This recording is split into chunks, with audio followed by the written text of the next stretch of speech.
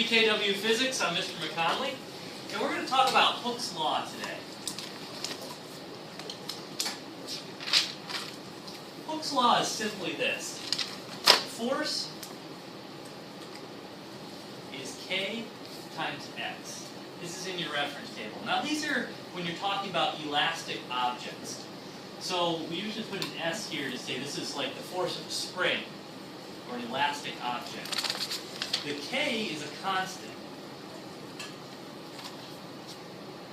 And X is how elongated in meters, the object becomes. So if you take and stretch a spring and then let it go, it's going to come back with a force, isn't it? You know that. Well, this is the equation that states this. Now furthermore, there's another equation that relates because of the K thing. If you're trying to figure out how much energy a springy object has, you can say 1/2 kx squared. Another reference table equation. Again, the x meaning elongation and the k meaning the constant. And now you're just talking about potential energy stored. So if you take a springy object, think of a big rubber band, and you pull it, and you pull it down like this. Now I'm not letting go yet. So I've stretched it a distance, it has a certain constant, and when you let go, that thing's going to have a lot of energy. But before you even let go, you can calculate how much potential energy it has. And that potential energy will change into what type of energy when you let go?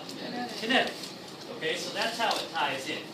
Normally, the one other thing I want to say about this Hooke's Law is that a lot of times, you'll see it represented as a graph.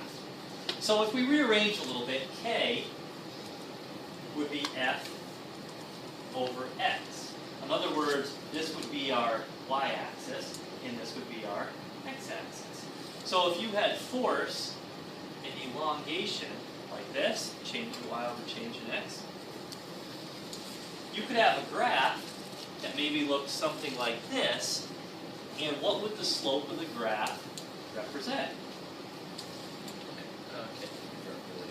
It would be that K value, or that spring's constant. So the last thing I want you to understand about K values is they're very important in the car industry. If you have a small compact car, the springs have to be set accordingly. You can't put a heavy-duty spring from an F-250 truck in a tiny little Honda. It doesn't work because the spring is way too stiff and you'd hit bumps and you'd be like, every time you hit a bump in the car. But in the truck it works well because you're going to load it down with a lot of weight. It needs to be able to handle a lot of weight. These K values are constantly used by manufacturers to determine how thick and how strong the spring should be. So for today, Hooke's Law.